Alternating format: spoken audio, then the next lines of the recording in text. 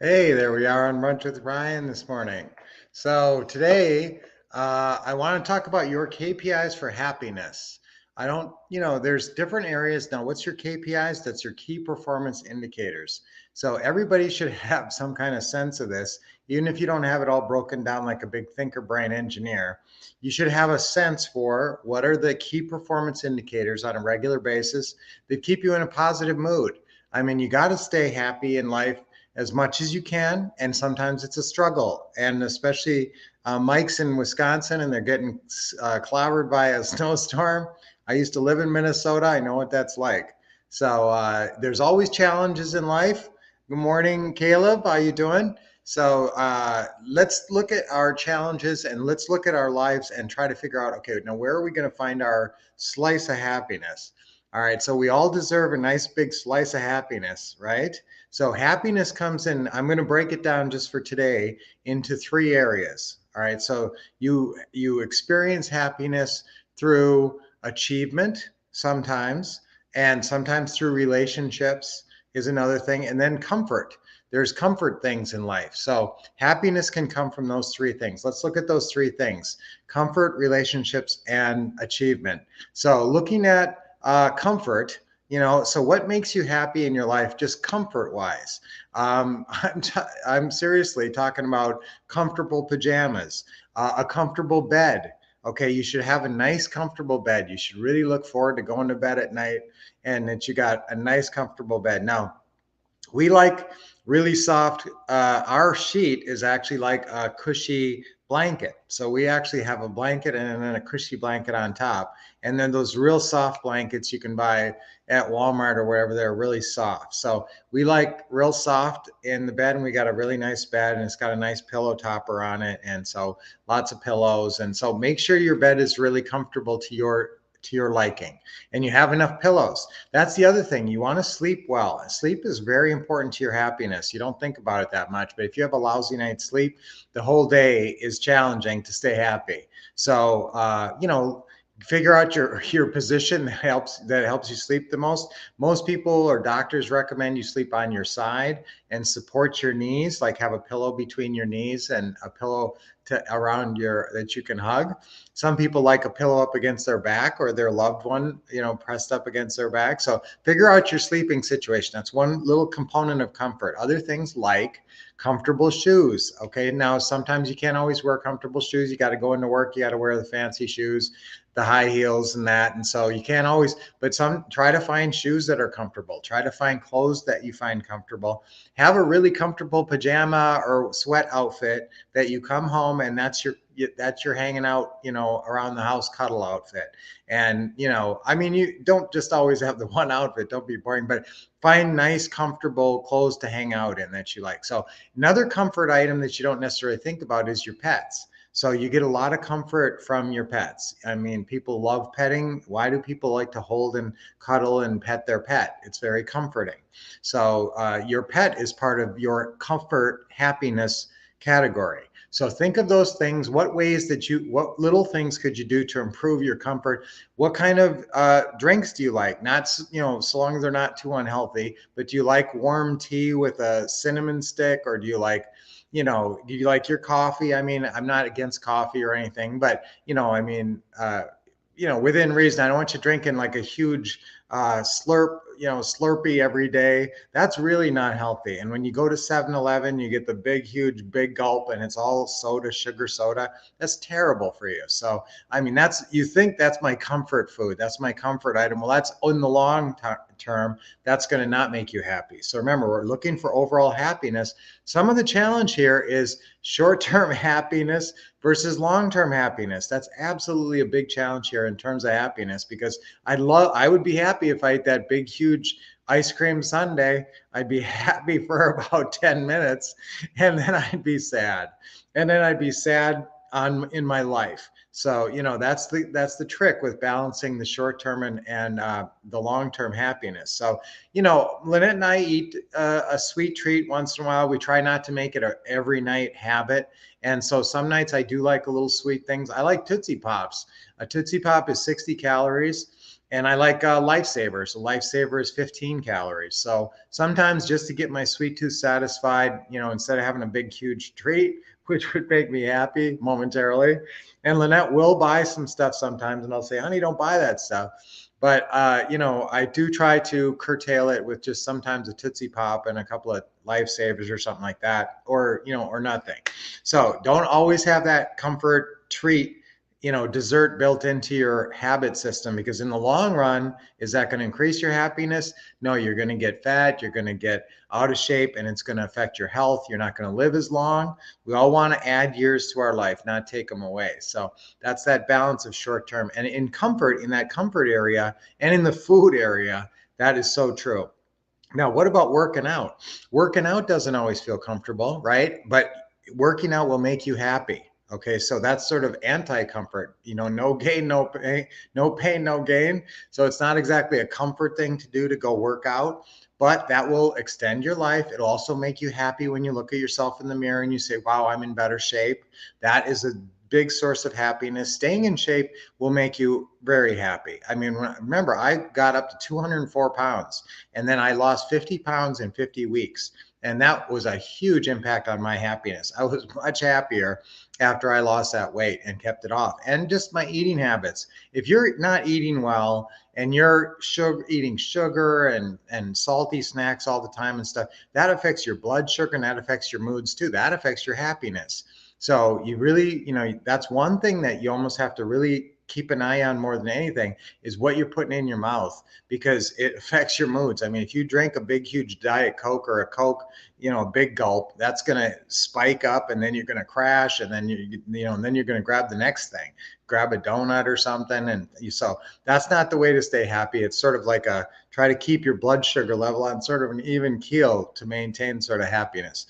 All right, so that's the comfort area. So think about what things you can do, easy things, easy fixes you could do to make your life more comfortable. And sometimes it's cleaning up areas, cleaning up your desk. That would make you more comfortable when you go to your desk. But a nice bed, a lot of things like that, comfortable clothes, things like that. Now, what are the other two areas? Relationships and achievement. That's sources for happiness. What are your KPIs there?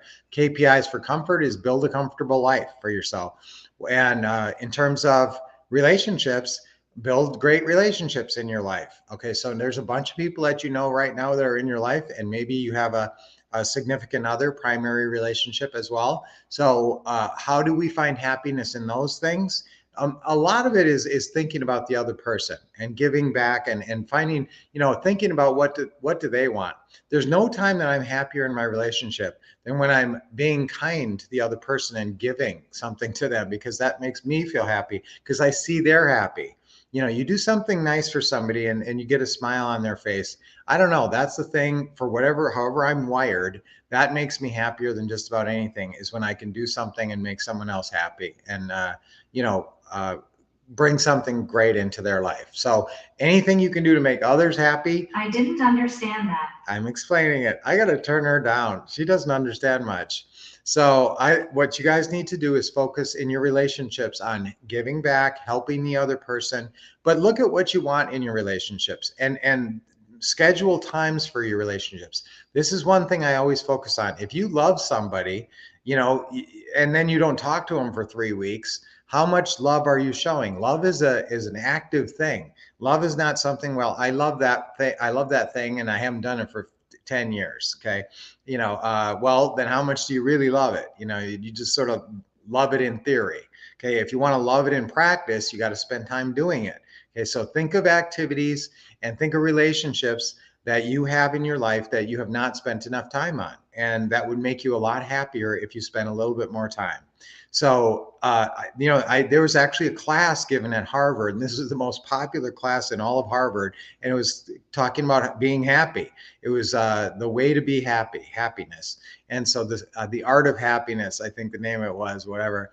So one of the things was, they would give people exercises to do that would make them happier. And one of them was connecting with your loved ones. And so one of the girls in the class, one of the young women in the class said, okay, I'm going to FaceTime my sister every night for 10 or 15 minutes. And that really increased her happiness by a huge amount. So she just looking forward to that all day. And hey, I'm going to be able to talk to my sister tonight and share my day. And oh, I can't wait to talk to Betty about that, or Sue about that, or so that's a good one. That's a way to build in more happiness in your life through a KPI. I want to talk to This is a really good KPI. If you can write down, I want to talk to all these people at least once a week.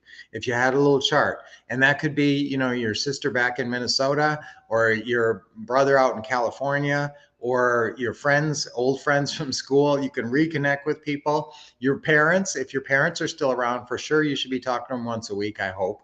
And because your parents, you never know how long you've got. And if your grandparents are still around, then that's an absolute necessity to talk to them once a week. And I'm really serious about that, because I was close to my grandparents, and I was 14 years old when they passed away, and I wish I had spent more time. But I was a young kid, and what did I know? Looking back, I wish I would have spent a lot more time with my grandma and grandpa. So if you still have people who are elderly in your life, aunts, uncles, great aunts, uncles, you sort of literally don't know how much time you have. So build that into your happiness. And then when they do pass, you'll be sad, but you'll also have that feeling of happiness that you were able to spend that great time, that special time with them. So relationships, look at your relationships and spend time. And date night, if you have a significant other and you don't have a regular date night, that's a big mistake, because that is something that you can look forward to all week. And do things you love. I mean, don't do things you don't like to do. Find your favorite movie, or go to your favorite restaurant, or do things you really look forward to all week that you can spend with each other. And movies, I go back and forth on, because you're both sitting there watching a screen and you're not really interacting with each other, but you kind of are, if you're talking about the movie. So but I like things that you can talk to each other. The best date I ever had in my life was my first date, when we went to the state fair, and it was a 6-hour date, and we just wandered around talking, and looking and doing rides and talking about that and this and everything. It was awesome. So it's always good on date night if you have time, and usually, during dinner and stuff, where you can talk. And now this is another little tip. Don't talk about work. See, it's a date night, and that's got to be enforced, because it's really easy to go out and say, okay, we can get a lot of work talked about. That's not what a date night's for. That's to talk about, fun things in your life, and relationships, and positive things in your life. So relationships, be aware of them, spend time on the ones that are important to you. Put that love out there, and you'll get that love back, and that will make you a lot more happy. Relationships, more than anything else, have the potential to make you very happy. When I hang up from talking to Trinity up in Boise, she's moving back soon. We're buying her house maybe today. And so she, I just love it. I hang up and I think, wow, that was so great. I love talking to her. And so spend that time with the people you love. The third thing is achievement. I know I'm going long today. Sorry about that, guys. Hi, Lori. Hi, Doris. I got a lot to say today about this. Lee, awesome to see everybody. Okay, this last area is achievement. So what are your KPIs for achievement? It's different for everybody on this. What would make you happy? If you achieve this and this and this, I would be happy. Now, don't delay your happiness. This is a huge trap that people fall into on the achievement area, because they say, I won't be happy until I achieve this.